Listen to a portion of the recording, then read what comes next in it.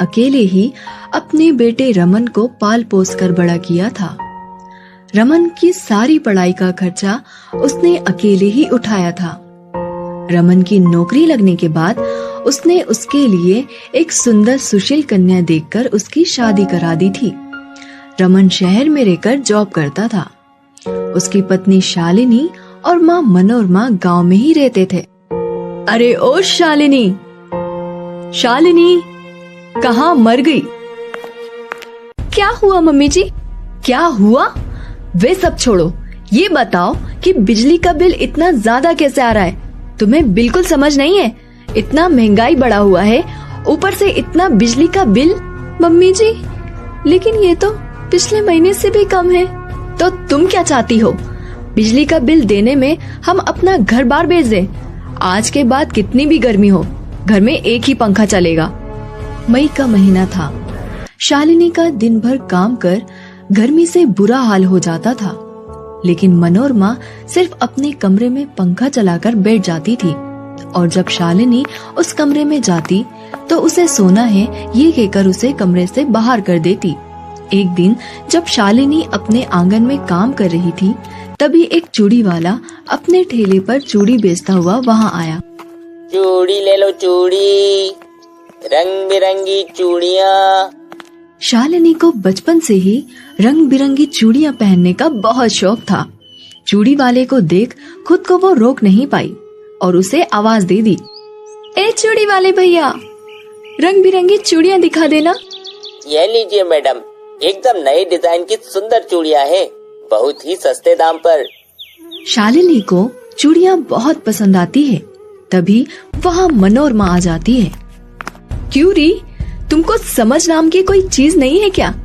यहाँ महंगाई इतनी बढ़ती जा रही है और तुम्हें नई चूड़ियाँ पहननी है। मम्मी जी, मेरी सारी चूड़ियाँ घर के काम काज करने में टूट गई हैं। एक भी अच्छी चूड़ियाँ नहीं बची मेरे पास। वैसे भी तुम चूड़ियाँ पहनकर कौन सा विदेश जा रही हो? चलो चूड़ी वाले भैया, यहाँ से आगे निकल जाओ। ले लेने दीजिए ना ये चूड़ियाँ, इन पर बहुत जचेगी। क्यों रे, अब तू हमारे बीच में बोलेगा? रहने दीजिए भैया, मुझे चूड़ी नहीं चाहिए। इतना कहकर शालिनी उदास होकर अपने कमरे में जाने लगती है और मनोरमा भी वहाँ पर चली जाती है।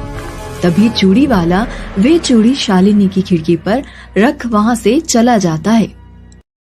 मनोरमा खिड़की पर चूड़ी रखा देख उसे अपने पास रख लेती है। कुछ दिनों बाद शालिनी की माँ आती है।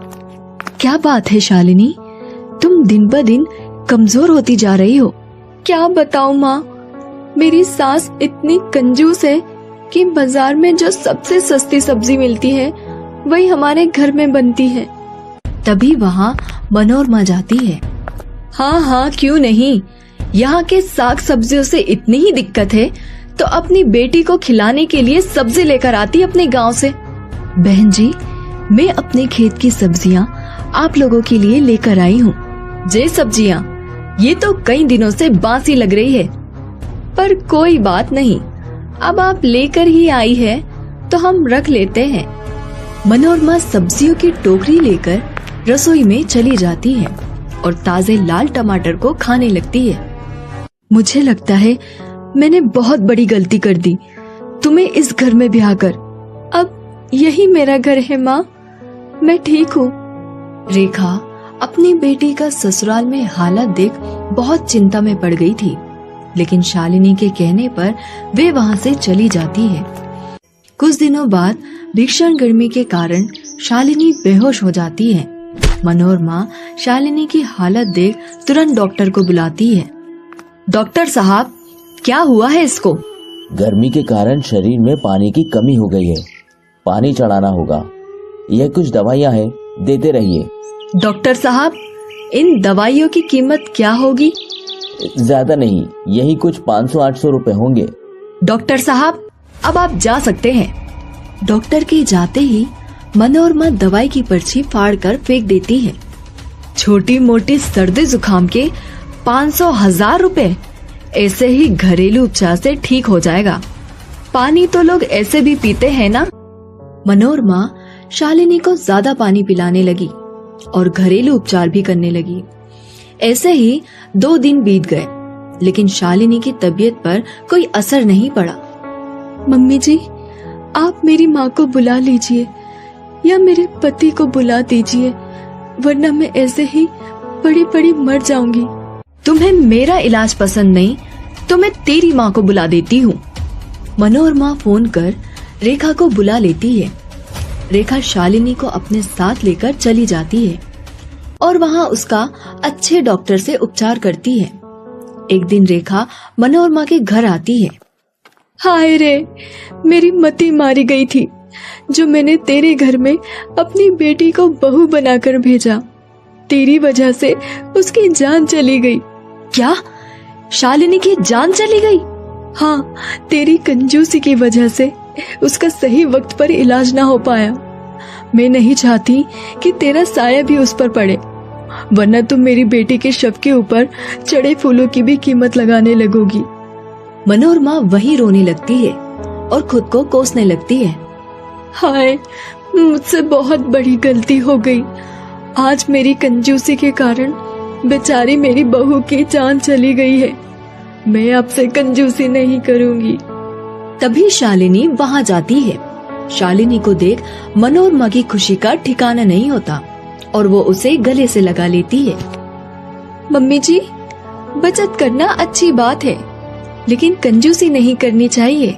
बेटा, मैं अब से कभी भी कंजूसी नहीं करूंगी। हमें आपको यही समझाने के लिए ये नाटक करना पड़ा। मनोरमा ने कंजूसी छोड़ दी और सभी खुशी खुशी रहने लगे।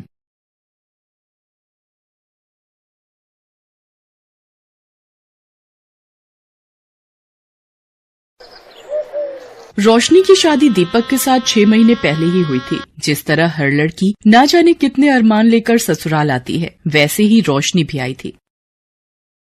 रोशनी बहू, कितनी रोटियां सेक रही है? देख, 3 तेरे ससुर जी की, 3 सुनील की और मुझे तो कम भूख है। मेरी 2 सेक दे, बाकी अपनी देख ले। तू भी वैसे 2 रोटी ही खाएगी। अरे हाँ, याद आया, 2 रोटी सुबह की बची हुई है। मैं और तू एक एक वो ले लेंगे तो 8 रोटी बहुत रहेंगी। कैसे घर में आ गई, जब देखो रोटियां गिनती रहती हैं। मेरा तो दिमाग खराब किया हुआ है। माँ, 6 महीने में इतनी कमजोर हो गई है आपकी बेटी। सासू माँ जब देखो रोटियां गिनती रहती है और हर वक्त टोकती रहती है। रोशनी बेटा, कोई बात नहीं, अपनी सास की बातों को दिल पर मत लगा। तू बस अपनी अच्छी बहू होने का फर्ज निभा। बाकी हर किसी की अपनी आदत होती है बोलने की। हम दूसरों को नहीं बदल सकते, खुद को ही बदल लो। तू चुप रहा कर, बोलने दिया कर जो भी बोले।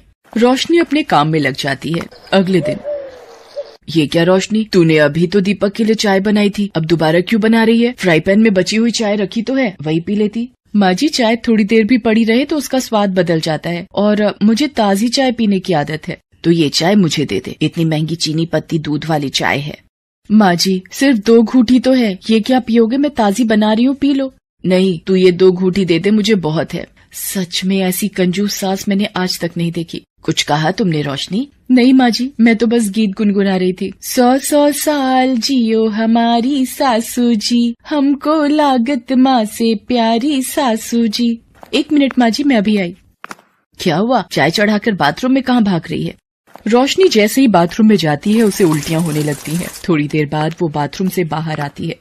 क्या हुआ? सारी चाय सूख गई, इतनी देर लगा दी। पता नहीं माँ जी, कल से थोड़ा जी मिचला रहा था, उल्टियाँ हो गई। अरे, बदहजमी हो गई होगी, जा नींबू चाट ले, ठीक हो जाएगा। पर बदहजमी कैसे माँ जी, मैंने तो कुछ खाया ही नहीं। रोशनी कमरे में आकर अपनी माँ को फोन लगाती है। माँ, क्या करूँ फिर, आप ही बताओ, जाऊँ फिर डॉक्टर के पास या अभी रुक जाऊँ? 1 दिन और देख ले बेटा, नहीं तो एक काम कर, दीपक से प्रेगनेंसी टेस्ट करने वाली किट मंगवा लेना, हो सकता है तुझे दिन चढ़ गए हो। ठीक है माँ, कल तक देखती हूँ। रोशनी को शरीर में कमजोरी महसूस होने लगती है। तभी, क्या बात है रोशनी, इतने छोले चावल किसके लिए बनाए थे जब खाने नहीं थे? ये लोग तो सुबह लंच ले गए, उसके बाद वैसे के वैसे ही पतीले रखे हैं। जब नहीं खाने थे तो बनाए क्यों? माँ जी, मेरी तबीयत कुछ ठीक नहीं है, थोड़ी देर बाद खा लूंगी। अब रात को कुछ नहीं बनाना, यही पूरा हो जाएगा, समझी? कमला अपने कमरे में चली गई। रात में, रोशनी, ये कुकर में क्या बनाने की तैयारी है? छोले चावल रखे तो हैं, वही गर्म कर लेंगे। माँ जी, मेरी तबीयत ठीक नहीं है, इसलिए थोड़ी सी धुली मूंग की दाल की खिचड़ी बना रही थी। छोले रात में भारी हो जाएंगे मुझे। ये सही है, 2 उल्टी आई नहीं कि ढीले पड़ जाओ। बस चौथाई मुट्ठी बनाना अपने लिए, हम तीनों तो सुबह वाले छोले चावल ही खा लेंगे। इतनी महंगाई है भाई। बेचारी रोशनी पहले ही तबीयत खराब से परेशान थी, ऊपर से कमला की कंजूसी। अगले दिन रोशनी को फिर उल्टियां होने लगती हैं। वो दीपक को बताती है। वो प्रेगनेंसी टेस्ट किट ले आता है। रोशनी चेक करती है। दीपक, मैं माँ बनने वाली हूँ। क्या? ये तो बहुत ही खुशी की बात है रोशनी, मैं आज बहुत खुश हूँ। क्या तू माँ बनने वाली है? चल ठीक है, अब थोड़ी बचत करनी शुरू कर दे। आगे 2 से 3 हो जाओगे तो खर्चे बढ़ जाएंगे। माँ जी, मैं दीपक के साथ डॉक्टर के पास होकर आती हूँ। अरे उसे क्यों परेशान कर रही है, उसे काम पर जाने दे, मेरे साथ चलना। दीपक काम पर चला जाता है। रोशनी कमला के साथ डॉक्टर के पास जाती है। मैंने रोशनी का चेकअप कर लिया है, सब कुछ ठीक है। बस अपने खान पान का ध्यान रखना और कोई भी चिंता फिक्र करने की जरूरत नहीं है। ये कुछ ताकत की दवाइयाँ और टॉनिक लेने हैं।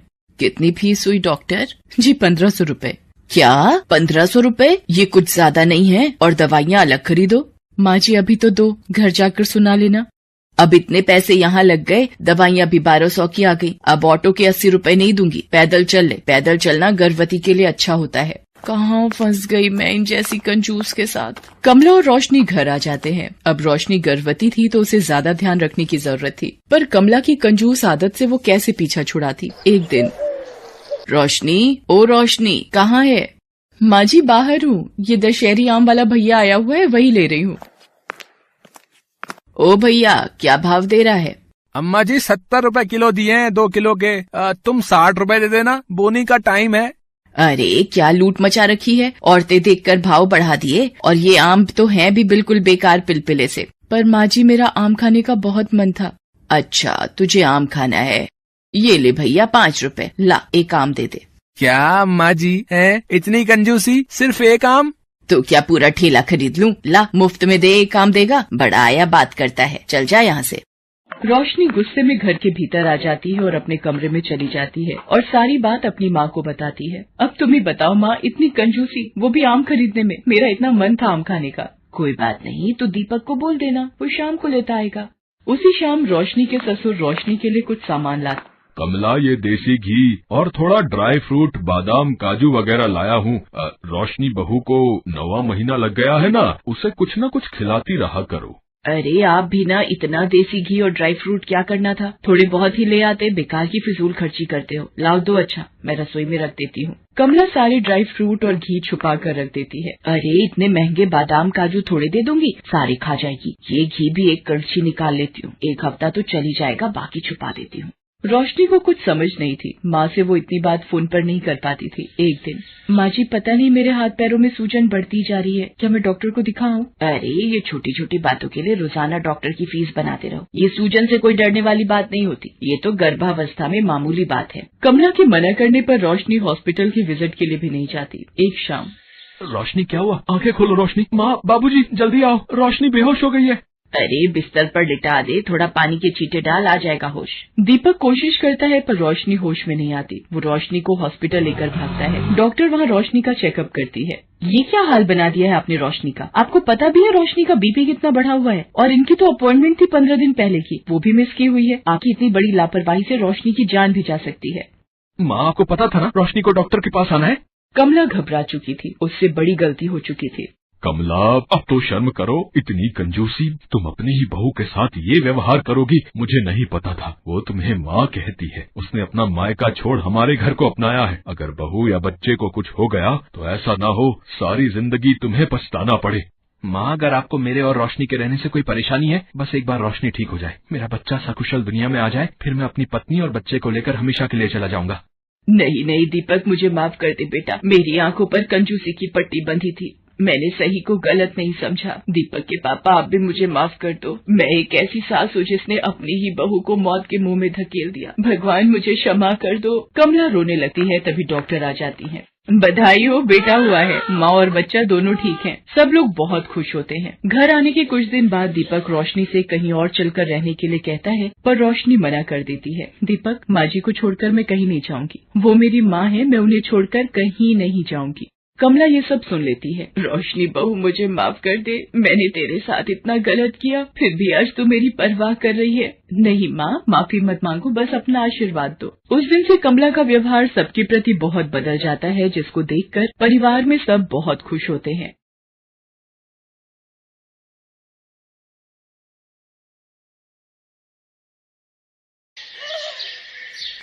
सुहानी एक गरीब परिवार की लड़की थी। मोहित से लव मैरिज के बाद वो अब एक अमीर परिवार की बहू बनकर आई थी। सुहानी की सास संध्या देवी बहुत ही कंजूस स्वभाव की थी और कंजूसी करने का कोई भी मौका वो हाथ से नहीं जाने देती थी। ये 20-20 रुपए के लिफाफे ठीक रहेंगे दिवाली पर इन नौकरों को देने के लिए। माँ जी, इन लिफाफों के साथ मिठाई का डिब्बा रखना है। क्यों, तेरी माँ मिठाई के डिब्बों के पैसे भिजवा रही है क्या, जो मिठाई देने के लिए तू बोल रही है? ओ पार्वती, ये रसोई में से क्या ले जा रही है? मालकिन, ये आलू प्याज खराब हो गए हैं तो फेंक रही थी। इतने महंगे आलू प्याज तू फेंकने जा रही है? इधर दिखा, ये ऊपर से छील कर इस्तेमाल कर, फेंकने की जरूरत नहीं है। पार्वती, ये लो ताजे आलू प्याज और इनकी सब्जी बना लो, पर माँ जी को नहीं बताना कि मैं खरीद कर लाई हूँ। उनका भी मान हो जाएगा और तुम भी स्वादिष्ट सब्जी बना लोगी। भाभी जी, आप हम नौकरों से भी कितना लगाव रखती हो। ये मालकिन इतनी तेज आवाज में किसे गुस्सा हो रही हैं? मतलब तू अब अपनी माँ की बीमारी का बहाना बनाकर गांव जाना चाहता है और मैं तुझे 5,000 रुपए उधार दे दूं और तू लौट कर नहीं आया तो मेरे तो 5,000 रुपए मिट्टी हो जाएंगे ना। नहीं मालकिन, जैसे ही माँ की तबीयत ठीक होगी मैं तुरंत लौट आऊंगा। नहीं, फालतू पैसे तो मैं तुझे नहीं दूंगी। मुझे विश्वास नहीं है तुम नौकरों पर। हाँ, 15 दिन इस महीने तूने जो काम किया है उसके जो पैसे बनते हैं वो ले ले। संध्या, रामू पिछले 15 साल से हमारे पास नौकरी कर रहा है। हम उसे 5,000 रुपए दे भी देंगे तो क्या बिगड़ जाएगा है?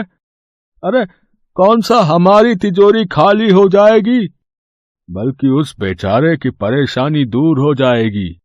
बस तुम्हारी ही कमी थी। एक तो पहले ही तुम्हारा लाडला बेटा लव मैरिज करके एक गरीब घर की लड़की उठा लाया है। अब तुम नौकरों को रुपए बांटकर खुद को भी भिखारी बना दोगे। 1 रुपया भी तिजोरी में कम हुआ तो मुझसे बुरा कोई नहीं होगा। रामू निराश होकर रसोई में आ जाता है। रामू भैया, ये लो, मेरे पास 3,000 रुपए हैं, आप ये मेरी तरफ से रख लो। आपके कुछ तो काम आ ही जाएंगे। भाभी जी, आपका दिल सचमुच बहुत बड़ा है। आपका बहुत बहुत शुक्रिया। मैं गांव से वापस आते ही आपके ये पैसे लौटा दूंगा। हाँ। नहीं रामू भैया, ये पैसे लौटाने की कोई जरूरत नहीं है। आप सारी चिंताएं छोड़कर गांव जाकर अपनी माँ जी की सेवा करो। सुहानी का दिल बहुत बड़ा था, वो सबकी मदद किया करती थी। दिवाली के दिन नजदीक आ रहे थे। संध्या देवी ने सुहानी से कहा, सुहानी, मोहित और तुम्हारी शादी के बाद ये पहली दिवाली है और तुम्हारे ससुर जी चाहते हैं कि हम सभी को दिवाली पार्टी के लिए आमंत्रित करें। बहुत अमीर घरानों के साथ उठना बैठना है हमारा। तुम अपने मायके वालों को समझा देना, थोड़ा ढंग के बनकर आएंगे, कभी ऐसे ही उठकर आ जाएं। और हाँ, कुछ ऐसे उपहार लाएं जो लोगों के बीच दिखा सकूं। समझा देना, कभी सस्ते से बिस्कुट नमकीन के डिब्बे ना उठा कर ले आए। जी, मेरी मम्मी से बात हुई थी, उन्होंने मोहित के लिए एक। बस बस बस, मुझे अभी तेरी माँ की बनाई लिस्ट नहीं सुननी।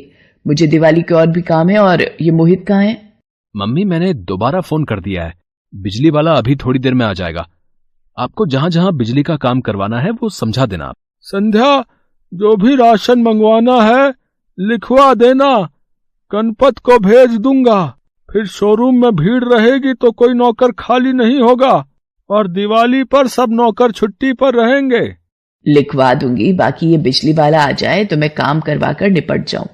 मोहित और उसके पिता अपने कमरे में चले जाते हैं, तभी बिजली वाला आ जाता है। जी, आपको बिजली का काम करवाना है? बता दीजिए क्या काम करना है? भैया, ये पूरे घर में दिवाली की लाइटें लगवानी है। ये वाली आपको पूरी फिटिंग के साथ 80,000 की पड़ेगी और ये वाली 50,000 की। अरे भैया, लाइटें तो कोई सी भी लगा लो, सभी जगमग करती हैं। सबसे सस्ती वाली कौन सी है? मेरा 5-7 हजार में काम हो जाए और घर भी जगमग करे। पर माताजी, इतनी सस्ती लाइटें लगवाने का कोई फायदा नहीं है, कोई गारंटी नहीं होती इनकी, कब बल्ब का फ्यूज उड़ जाए है कुछ पता नहीं चलता माताजी। अरे, एक त्योहार निकल जाए बहुत है, हमें तो बस शो ही करना है। ठीक है माताजी, ये 8,000 की पड़ेंगी, ये लगवा लो। ऐसा नहीं है, लगवाने वाले ये भी लगवाते हैं, चलने को अच्छी चल भी जाती है। ठीक है, ऊपर छत से लेकर बाहर का सारा बरामदे का एरिया भी कवर कर लेना। सुहानी, ये क्या खरीद कर लेकर आई है? माँ जी, कल दिवाली पूजन के लिए मिट्टी के दिए लाई थी। अरे सुहानी बहू, हम अमीर लोग ये मिट्टी के दिए नहीं जलाते, ये तुमने अपने घर में जलाए होंगे। अब मॉडर्न जमाना है, चमकती लाइट से ही दिवाली पर शो आती है, इन मिट्टी के दियों से नहीं। सुहानी मिट्टी के दिए लेकर कमरे में चली जाती है। बिजली वाला दिवाली की लाइटों की फिटिंग कर जाता है। अगले दिन दिवाली का त्योहार था। सुहानी मंदिर की सजावट कर रही थी। सुहानी, अपने मम्मी पापा को अभी बोल दो सभी मेहमानों को शगुन में चांदी के सिक्के देने हैं। कम से कम 50 चांदी के सिक्के तो रख ही लेंगे। संध्या, कैसी बातें कर रही हो? आजकल सोना चांदी कितना महंगा है? कम से कम 1000 या उससे ऊपर का एक सिक्का है। उन बेचारों को क्यों बोझ दे रही हो? पापा सही कह रहे हैं मम्मी। आपको पता है, सुहानी एक मध्यम वर्गीय परिवार की लड़की है। अभी करवा चौथ पर भी वो काफी कुछ दे गए थे, और हो सकता है दिवाली पर देने के लिए भी वो अपनी हैसियत से ज्यादा इंतजाम कर ही चुके हों। सुहानी बहू, बहुत अच्छा काम किया। दोनों बाप बेटों को अपनी तरफ मिला लिया है ताकि तुम्हारे मायके वाले खर्चा करने से बच जाएं। अब जब मोहल्ले वालों और रिश्तेदारों के सामने शाम की पार्टी में नाक कटेगी तो मुझे ना कहना फिर। अच्छा, सबको बांटने के लिए उपहार तो खरीद ही लाते हैं। मैं 1 रुपया खर्च नहीं करूंगी। इसके घर से जो आएगा शाम को उसी में से बांट देंगे। दिवाली भी तो इसी की पहली है, यही बांटेगी जो आएगा उसी में से। अभी फोन पर बोल दे अपने मायके में, शाम को मेहमानों को बांटने के लिए तोहफों का इंतजाम करके आएंगे। मैंने भी तो दिवाली की लाइटें लगवाकर कितना सुंदर इंतजाम किया है। इतने पैसे खर्च कर रहे हैं तुम दोनों की पहली दिवाली के लिए। शाम को दिवाली पार्टी के लिए मेहमान आने शुरू हो गए थे। क्या बात है संध्या जी, आपने घर तो बड़ा ही सुंदर सजवाया है। दिवाली की लाइटें अलग ही रोशनी फेंक रही हैं। अरे क्यों ना हो पूनम जी, लगता है इस बार संध्या जी ने अपने बेटा बहू की पहली दिवाली के लिए पैसा दिल खोल कर खर्च किया है। सबसे महंगी सजावट करवाई है। लाखों रुपए खर्च किए हैं इस बार मैंने इस सजावट में। अरे ये लाइट्स को क्या हो गया? मोहित बेटा, ये अचानक अंधेरा कैसे हो गया? अरे ये अंधेरा कैसे? संध्या जी, मेरा साहब। मैं देखता हूँ मम्मी। समझ नहीं आ रहा, सारे स्विच ठीक हैं, फिर ये पूरे घर की लाइट क्यों चली गई? मोहित, जल्दी से किसी बिजली वाले को बुला। पापा, आज दिवाली है, कोई भी फोन नहीं उठा रहा, और जिसने लाइट की फिटिंग की थी बोल रहा है कि गांव चला गया है। उसने बोला इन लाइट्स की कोई गारंटी नहीं होती। ये सबसे सस्ती लाइट मम्मी ने ही उसे बोला था लगाने के लिए। देख लिया कंजूसी का नतीजा। मेहमानों को अब अंधेरे में बिठाओगी।